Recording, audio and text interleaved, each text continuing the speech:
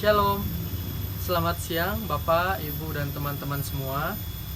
Saat ini kita masih berada dalam kondisi PSBB, sehingga Maranatha Family Fellowship masih tetap diadakan secara online seperti saat ini. Perkenalkan, nama saya Aridanu Subagja dari Fakultas Ekonomi, dan sekarang saya berada di rumah saya tentunya. Di sini saya akan menemani Bapak, Ibu, dan teman-teman semua dalam Maranatha Family Fellowship Jumat 12 Juni 2020. Dan Maranatha Family Fellowship hari ini bertemakan indahnya kebersamaan. Pembicara kita hari ini adalah Bapak Pendeta Hariman Andri Patiana Kota MTH. Namun sebelumnya mari kita bersama-sama satu dalam doa. Mari kita satu dalam doa. Selamat siang ya Bapak, terima kasih ya Tuhan atas berkat-Mu kami dapat kembali berjumpa dalam Maranatha Family Fellowship Jumat ini ya Tuhan. Bimbing kami, sertai kami Tuhan dari awal, pertengahan hingga akhir, dan berkati kami agar setiap apa yang kami dengar dapat bermanfaat bagi kehidupan kami sehari-hari. Berkati Tuhan, biarlah Maranatha Family Fellowship hari ini dapat berjalan dengan lancar.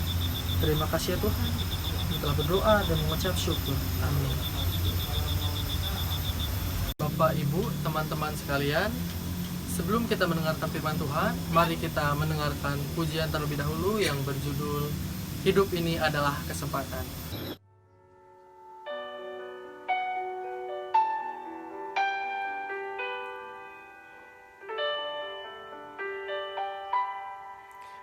Hidup ini adalah kesempatan. Hidup ini untuk melayani Tuhan. Jangan sia-siakan waktu yang Tuhan beri. Hidup ini harus jadi berkah.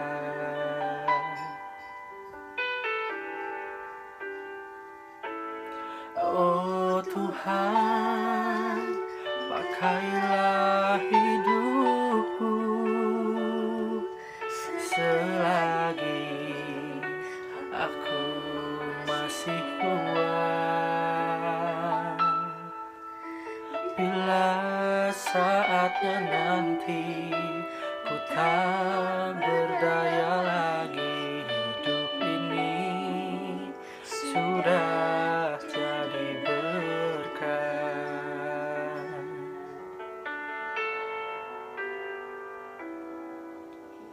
Ini adalah kesempatan.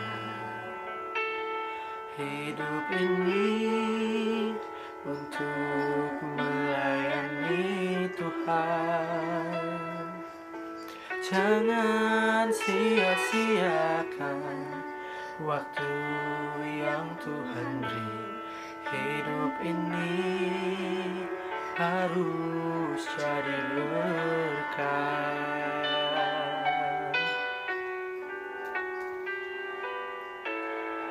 Oh Tuhan, pakailah hidupku selagi aku masih kuat. Bila saatnya nanti ku tak berdaya lagi, hidup ini sudah jadi berkah.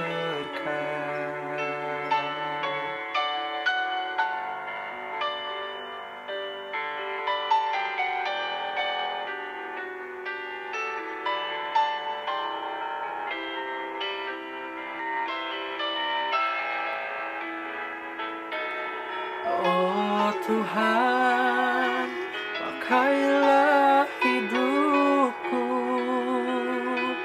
selagi aku masih kuat. Bila saatnya nanti ku tak berdaya lagi, ini sudah jadi berkat. Saatnya nanti ku tak berdaya lagi, hidup ini sudah jadi berkat.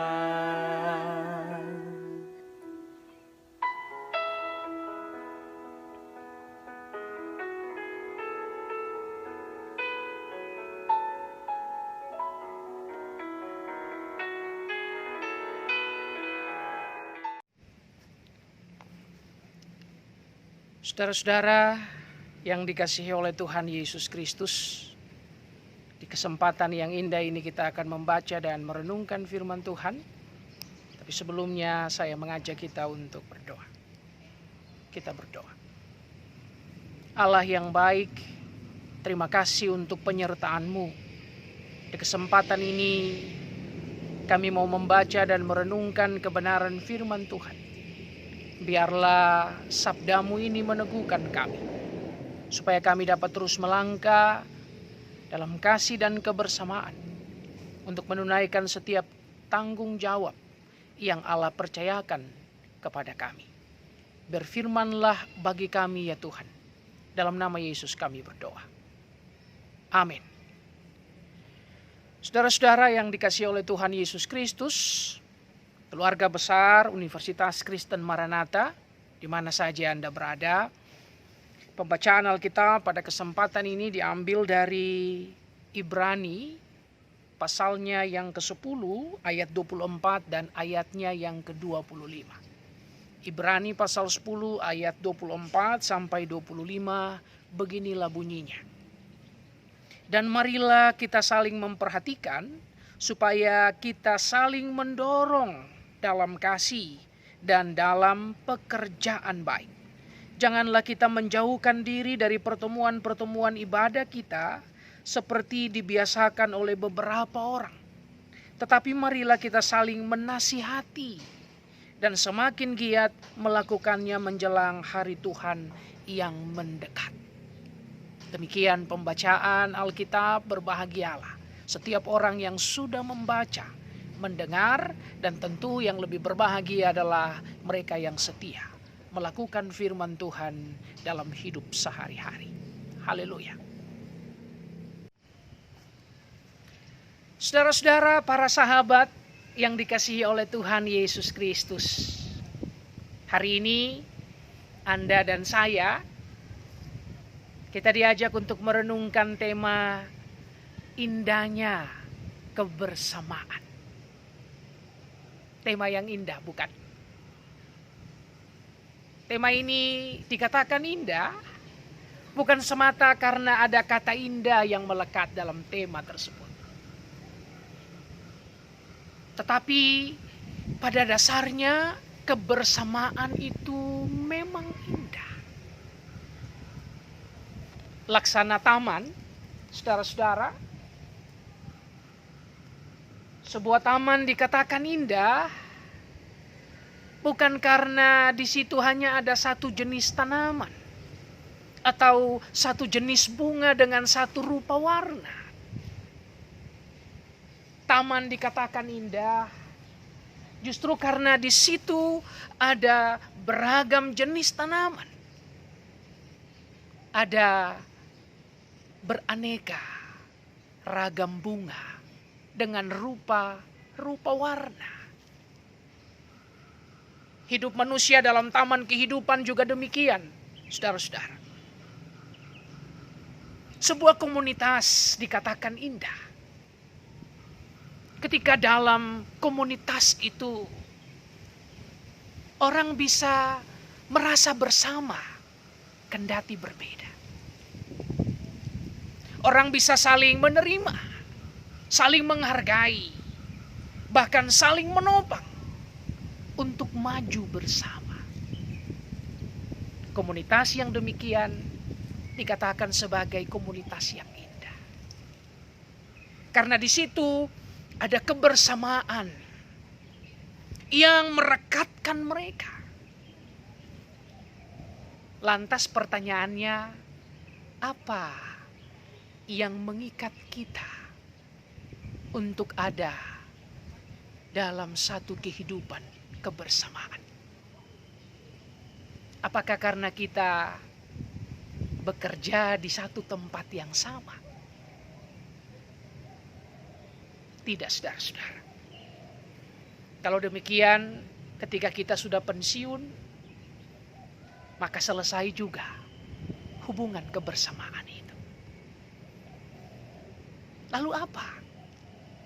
Apakah karena kita punya pengalaman penderitaan yang sama,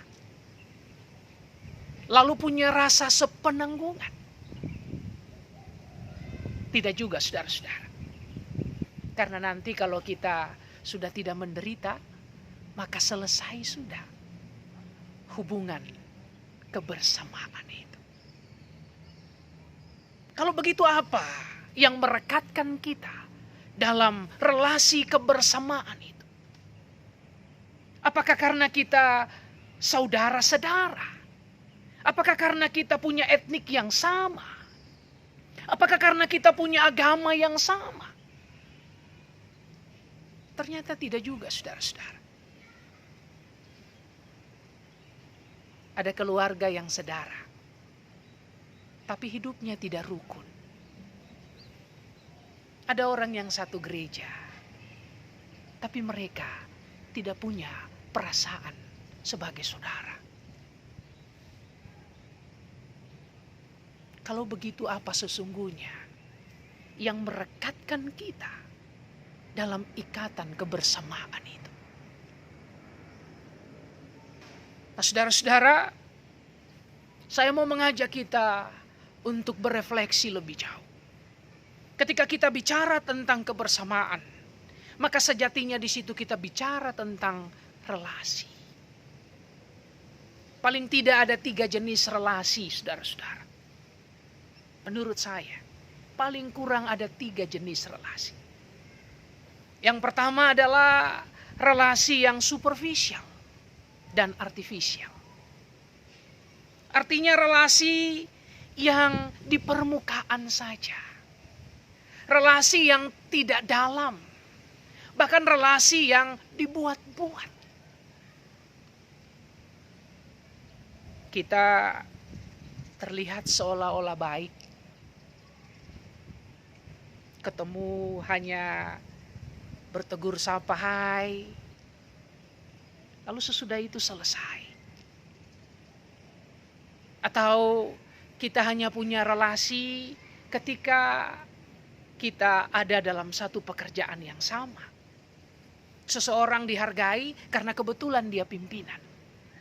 Tetapi nanti kalau dia tidak menjabat lagi, maka hilanglah penghormatan kepadanya. Nah, saudara-saudara, relasi yang demikian adalah relasi yang superficial, relasi yang artifisial, relasi yang tampak di permukaan saja, relasi yang dibuat-buat.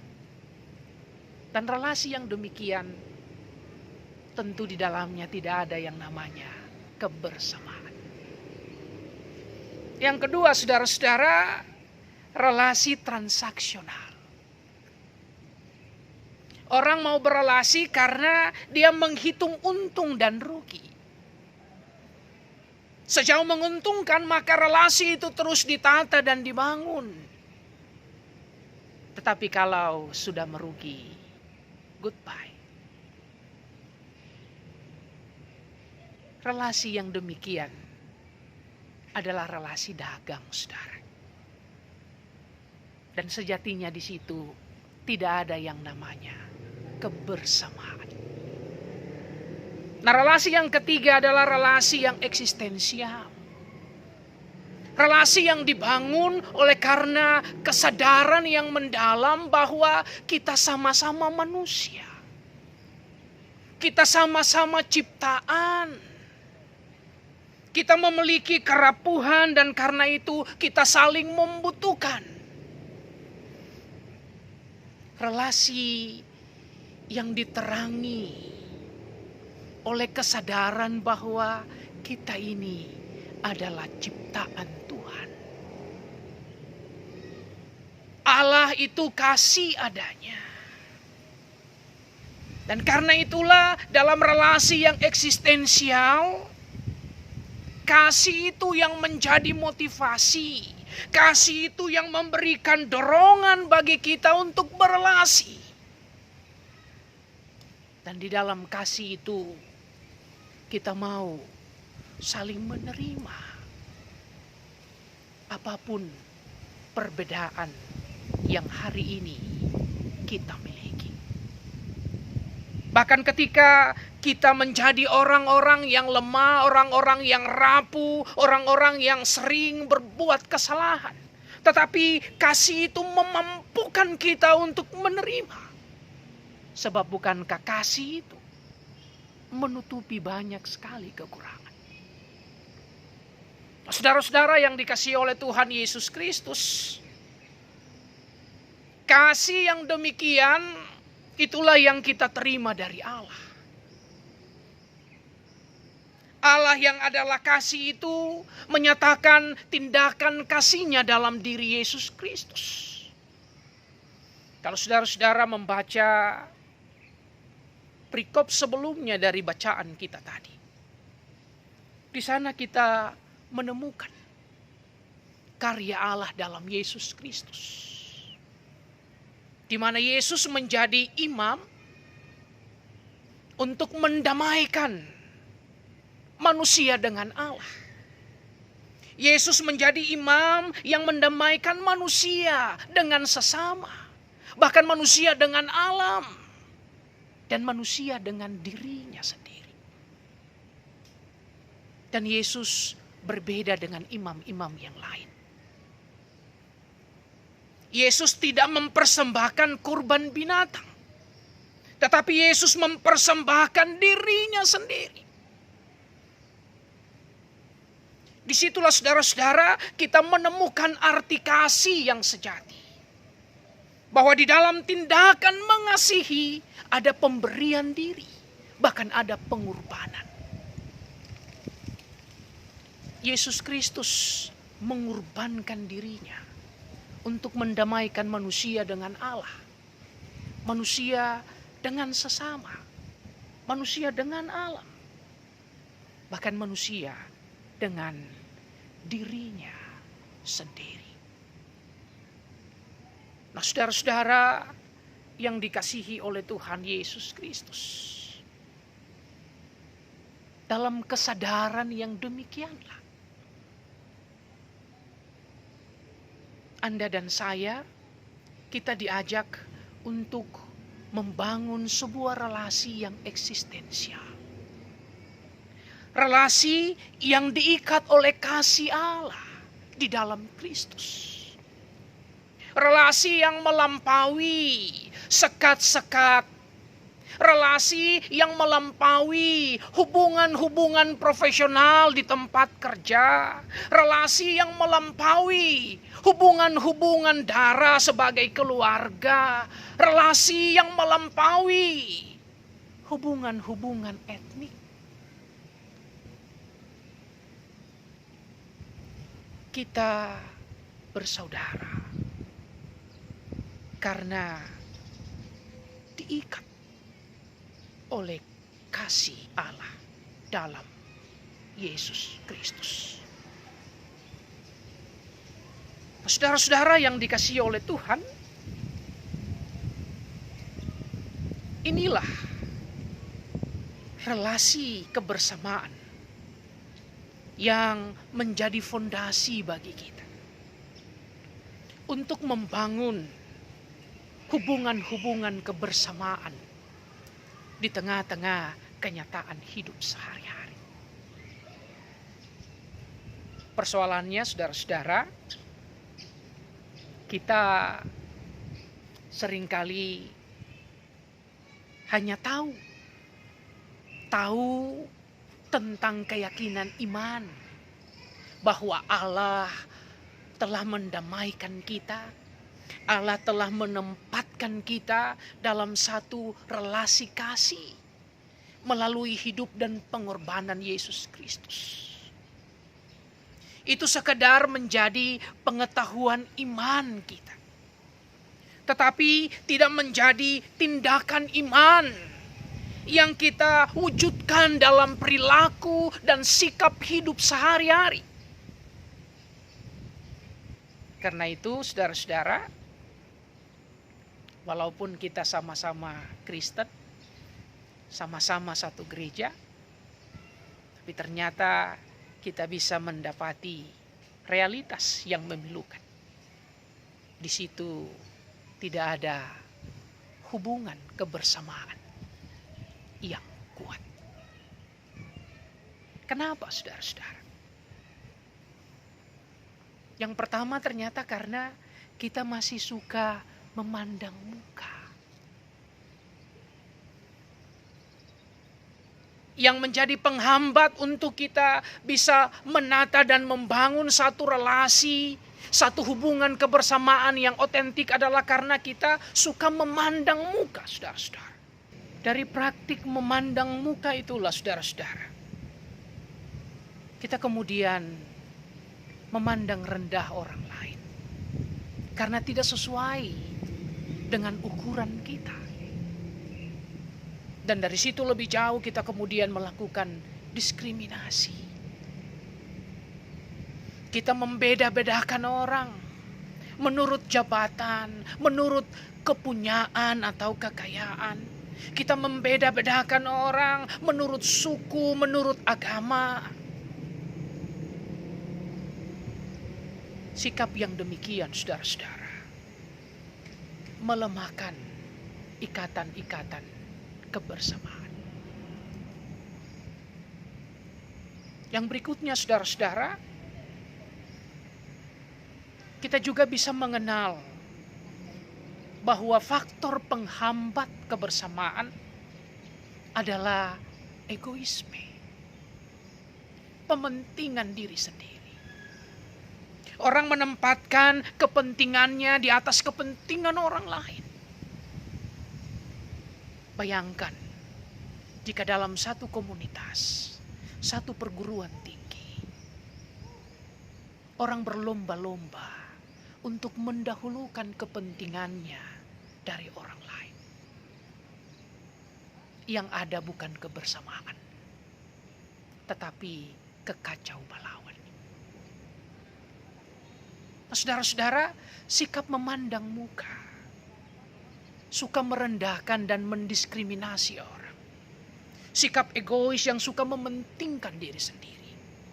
Sikap-sikap yang demikian sesungguhnya adalah cerminan dari iman yang infantil. Iman yang kekanak-kanakan. Dan ada banyak orang, saudara-saudara, yang rajin sekali berdoa, yang rajin sekali melayani, tetapi imannya tidak bertumbuh, saudara. Imannya tetap masih menjadi iman yang kekanak-kanakan. Karena itu kita tidak melihat ada transformasi, ada perubahan dalam tindakan dan laku hidup sehari-hari. Nah, saudara-saudara, surat Ibrani yang tadi kita baca sebenarnya mengajak kita untuk meninggalkan sikap-sikap yang demikian. Sampai hari ini saudara-saudara kita tidak tahu siapa sesungguhnya yang menuliskan surat Ibrani. Hanya Tuhan yang tahu. Tetapi yang terpenting bagi kita adalah bukan siapa yang menuliskan surat ini. Yang terpenting adalah ajakan, nasihat yang diberikan oleh penulis. Dan kita meyakini bahwa di dalam nasihat-nasihat itulah Allah sedang berkarya untuk kita. Allah sedang mengingatkan kita. Saudara-saudara, dalam surat Ibrani tadi, kita diajak sama seperti jemaat pada masa itu untuk saling memperhatikan. Mereka diajak untuk saling memedulikan satu dengan yang lain. Pada masa itu, sebagai komunitas yang kecil, mereka hidup di perantauan, maka sudah tentu mereka harus saling memperhatikan satu dengan yang lain. Ketika mereka saling memedulikan satu dengan yang lain, maka mereka akan tumbuh sebagai jemaat Kristus yang kuat, yang utuh, yang solid. Nah, saudara-saudara kita yang hidup saat ini pun demikian. Apalagi di masa-masa sulit yang kita sedang jalani. Di masa-masa pandemi saat ini. Kita membutuhkan yang namanya caring. Kepedulian.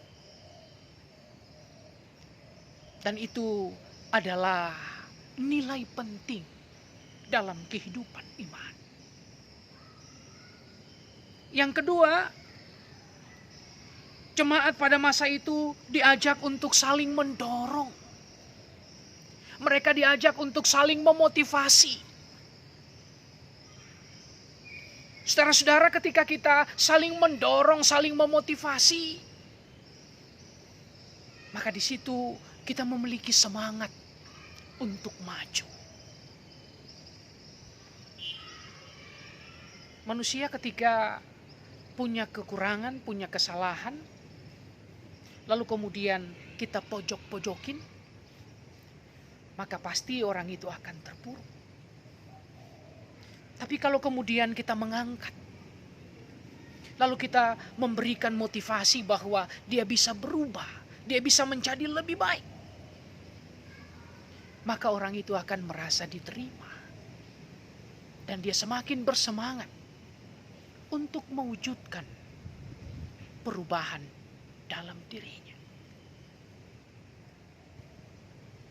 Yang ketiga, saudara-saudara, jemaat Tuhan di masa itu dan juga kita yang hidup di masa kini diingatkan untuk saling mengasihi dan saling berbuat baik.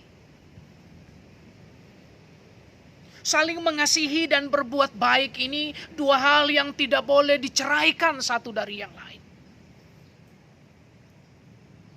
Orang bisa berbuat baik, saudara-saudara, tapi tanpa kasih. Dan itu perbuatan baik yang dibuat untuk mencari popularitas, untuk memperlihatkan kepada orang, oh ya ini loh saya baik. Tapi orang yang mengasihi tidak bisa tanpa perbuatan baik. Kita tidak bisa bilang, ya saya mengasihi, tapi kita tidak melakukan tindakan apa-apa. Itu verbalisme, itu omong kosong. Karena itu dalam nasihat firman Tuhan tadi dikatakan mereka diajak untuk saling mendorong dalam kasih dan dalam pekerjaan baik. Ketika kita saling mengasihi dan saling berbuat baik, maka ikatan kebersamaan itu akan semakin kuat. Yang terakhir, saudara-saudara, firman Tuhan juga tadi katakan, janganlah kita menjauhkan diri dari pertemuan-pertemuan ibadah kita, seperti dibiasakan oleh beberapa orang. Tetapi marilah kita saling menasihati dan semakin giat melakukannya menjelang hari Tuhan yang dekat. Artinya apa, saudara-saudara? Artinya bahwa kita diajak untuk tumbuh bersama dalam persekutuan berdasarkan firman Tuhan. Disitulah kita mendapatkan nasihat yang mendewasakan. Firman itu menumbuhkan iman kita menjadi iman yang dewasa. Jadi saudara-saudara, berlawanan dengan sikap-sikap yang menghambat tumbuhnya ikatan kebersamaan tadi. Bukan memandang muka, kita malah diajak untuk saling memperdulikan satu dengan yang lain. Bukan merendahkan dan mendiskriminasi orang. Kita malah diajak untuk saling mendorong dan saling memotivasi. bukan mementingkan kepentingan diri sendiri, kita malah diajak untuk saling mengasihi dan saling berbuat baik. Bukan iman yang kekanak-kanakan. Kita diajak justru untuk bertumbuh di atas firman Tuhan yang mendewasakan kita dalam hidup beriman. Nah, saudara-saudara, kalau kita menjalankan nasihat-nasihat itu, maka ikatan kebersamaan itu akan tumbuh mekar. Dan kita akan menikmati buah-buah yang manis dalam hidup kebersamaan. Jadi dari firman Tuhan yang hari ini kita dengarkan, saudara-saudara, saya mau mengajak kita untuk melihat kepada diri kita sendiri.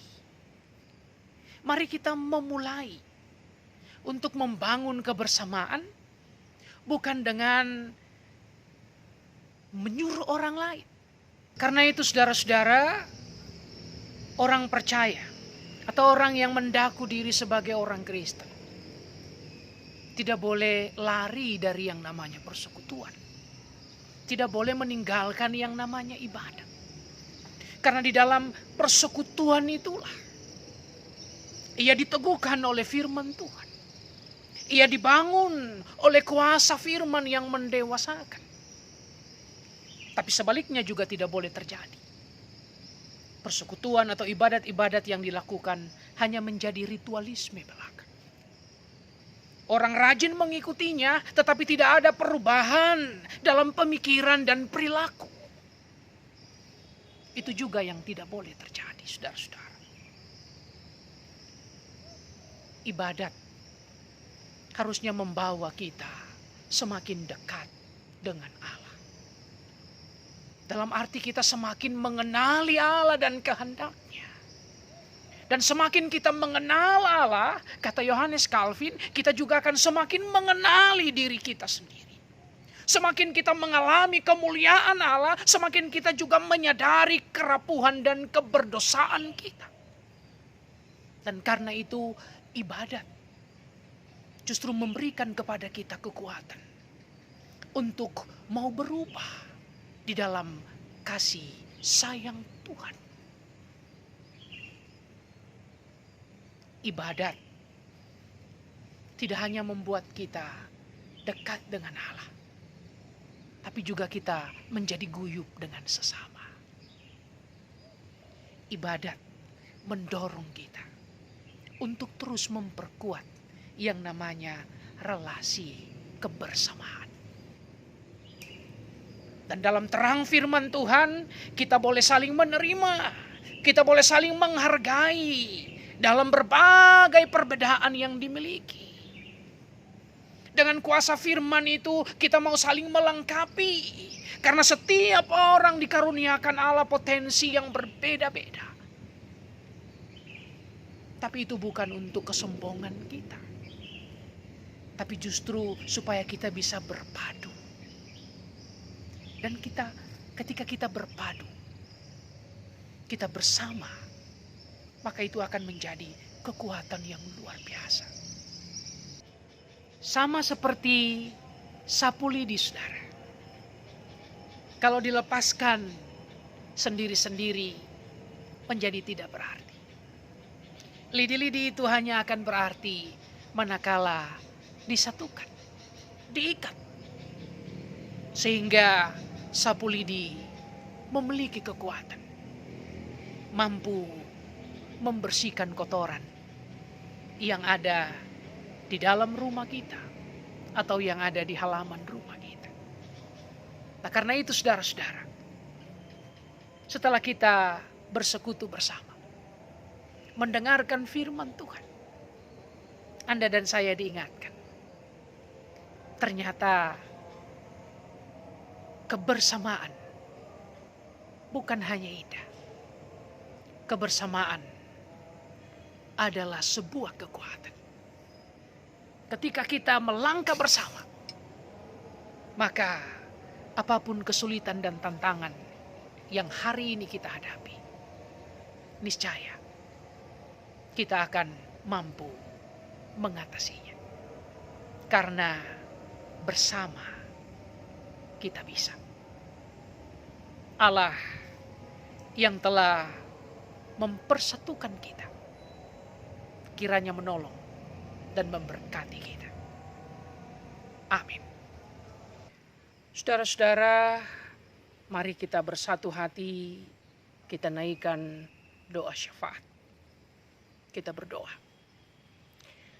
Bapa yang baik, Allah yang kami sembah dalam Putra-Mu Yesus Kristus, kami datang kepadamu di saat ini menaikkan syafaat kami.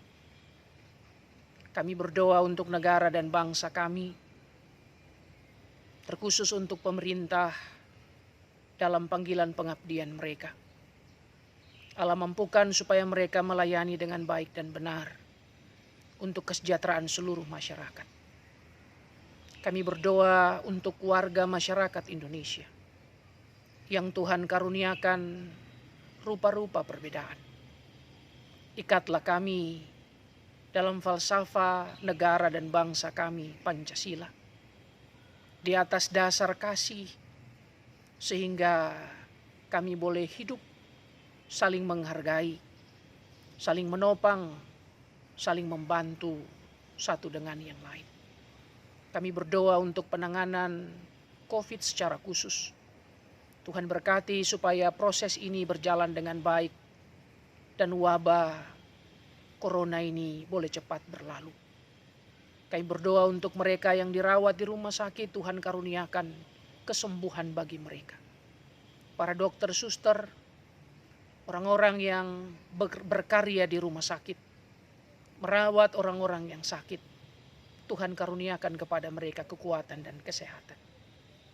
Biarlah mereka menjalankan panggilan yang mulia itu dengan penuh rasa sukacita. Kami berdoa untuk upaya-upaya pengembangan pendidikan di Indonesia, Tuhan menolong. Kami meminta hikmat dari Tuhan, supaya berbagai inovasi dan kreativitas dapat terus dikembangkan demi kemajuan ilmu pengetahuan, teknologi, dan seni, yang semuanya itu dipakai untuk melayani kehidupan. Kami berdoa secara khusus untuk Maranatha. Tuhan memberkati kampus kami ini, memberkati para pimpinan di berbagai aras, para rektor bersama dengan jajarannya, para dekan dengan jajarannya. Biarlah mereka dapat menjalankan tugas tanggung jawab dengan penuh kasih dan kesetiaan. Kami mendoakan seluruh dosen, karyawan. Tuhan juga berkenan memberkati mereka. Dalam kesatuan hati sebagai satu tubuh, kami biarlah boleh bersinergi, membangun Maranatha ke arah yang lebih baik. Kami berdoa untuk mahasiswa, Tuhan menopang mereka, terkhusus dalam masa-masa mereka menjalani ujian akhir.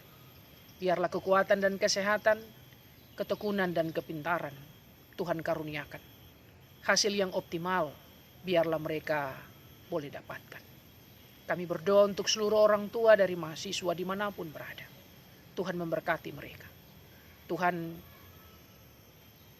berkati setiap usaha pekerjaan yang mereka lakukan, sehingga berbagai kebutuhan boleh dapat mereka penuhi. Kami bersyukur dan berterima kasih untuk para sahabat Maranatha dimanapun berada. Tuhan kiranya menyertai dan memberkati mereka. Kami berterima kasih juga untuk setiap orang yang boleh melayani, mereka yang mempersiapkan ibadat-ibadat online. Tuhan memberkati mereka. Dan biarlah firman Tuhan yang sudah kami dengarkan, kami ditolong untuk dapat melakukannya dalam hidup sehari-hari. Kami melangkah dengan kasih dan kebersamaan untuk saling menguatkan, membawa kehidupan ke arah yang lebih baik. Dalam nama Tuhan Yesus kami berdoa. Amin. Terima kasih kepada Bapak Pendeta yang telah menyampaikan firman Tuhan. Semoga apa yang kita dengar dapat bermanfaat bagi kita dan dapat kita lakukan dalam kehidupan sehari-hari. Dan mari kita menyambut firman yang baru saja kita dengar dengan mengangkat pujian yang berjudul Sungguh Indah.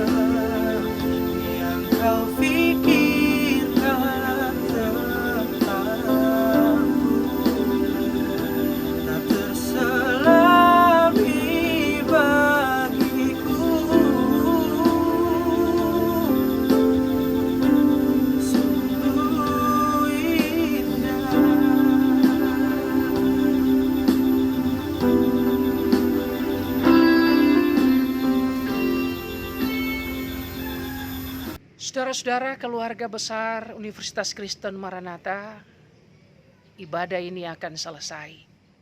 Namun hidup yang beribadah belum usai. Mari kita kembali dalam hidup kita masing-masing. kita terus membangun kebersamaan yang diikat oleh kasih Kristus. Dalam ikatan kasih dan kebersamaan itu, kita melangkah bersama, menunaikan setiap panggilan yang Tuhan percayakan. Dan kita membuat hidup ini menjadi hidup yang indah untuk dinikmati. Terimalah berkat-Nya. Anugerah dan damai sejahtera dari Allah Bapa, kasih sayang Tuhan Yesus Kristus, persekutuan dengan Roh Kudus, menyertai dan memberkati saudara-saudara sekalian, hari ini kekal sampai selama-lamanya. Amin. Tak terasa kita telah berada di penghujung acara. Karena itu saya ucapkan terima kasih banyak kepada semua yang telah berpartisipasi dalam Maranatha Family Fellowship hari ini. Saya mengundang teman-teman untuk kembali berpartisipasi di Maranatha Family Fellowship Jumat depan. Sampai jumpa, Tuhan Yesus memberkati.